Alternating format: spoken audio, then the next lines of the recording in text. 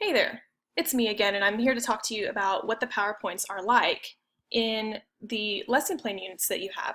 So first of all, I just want to point out that a lot of times PowerPoints are seen with some negativity, and I know that that's because so many people consider them to be, they're too, sit and get. And a lot of times they're used incorrectly, but not these PowerPoints that are in the lesson plans. If an administrator pops into your classroom for an unannounced observation, using PowerPoint would not be a negative for you. He or she would not see bored kids sitting staring at slide after slide. Instead, the administrator would see kids using the information on the slides and using the high-level questions that are built in to complete quick writes or to share ideas or to interact with each other about the concept being taught. So I just wanted to be clear about that. PowerPoints get a bad rap sometimes, but if you're using them correctly, which I can ensure that they are being used correctly in these lesson plans, then you're not going to have a problem with that. Okay, so they are teacher-friendly and they are student-friendly. What I mean by teacher-friendly is that if there's something in the lesson plans that you're not sure, you've never taught it before, these PowerPoints are designed not only to help you, the teacher, teach the material, but they're also designed in a student-friendly way so that it's not too much information at once. So let me give you an example.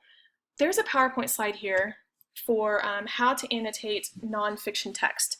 So in the lesson plan that goes along with this, the lesson plan would actually state, use how to annotate PowerPoint. Okay, but if you've never taught annotations before, if that's new to you as a teacher, how on earth would you teach it to your kids? But that's what these PowerPoints are for. It's to help you teach well in your classroom and to give you the confidence that you need, but it's also to make it so clear and so easy to follow for your kids. They're engaging for your kids too.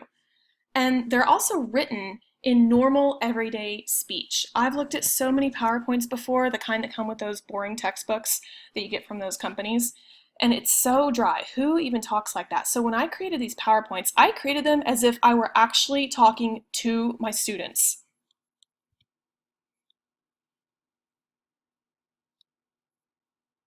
And I include examples of what things look like. Here's an example of annotation in several different activities, so kids can literally see that, yeah, it's kind of messy, it's colorful, and there are so many different ways to do it. And so this PowerPoint is an example of one that is teacher-friendly and student-friendly. And it also tells you exactly what you can do as the teacher. So if this is something you've never taught, for example, this literally walks you through it. It tells the kids what to do, and it tells you what to do. It's also just best practices. It's really good teaching materials. Here's another one, Text Features Interactive PowerPoint for 7th grade.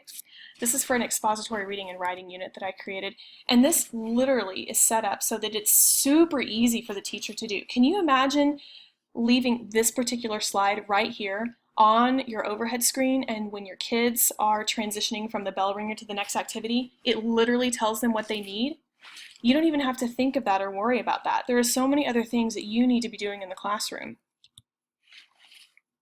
So here's another example. The slide is interactive. It literally tells the kids exactly what they should be doing. So instead of you, the teacher, trying to figure out what the next step is or what else they need to be doing, the PowerPoint slides are built so that the students can follow what is there. And then you can actually roam around the room and check in with your kids and make sure they're on the right track and answer questions as needed. See how interactive this is? Draw a box around the subtitle, write down what it tells you. It tells the students exactly what to do. And it also provides teachable moments and reteaching opportunities already built in. So that's how interactive they were. I feel like I'm flying through these, but I just want you to see what a full PowerPoint would look like. Here's another one. This is the last one I'll show you. Facts, opinions, commonplace assertions. These are standards that must be taught in grade 7. So this is another expository reading and writing unit little activity here. But it's full of pictures, information, examples all throughout. There are questions, guiding questions that the teacher can use with the students. It tells exactly what steps to take as you're going through. And this is one of the physically interactive ones. If it's a fact, stand up. If it's an opinion, sit down. If it's a commonplace assertion, fist bump someone near you.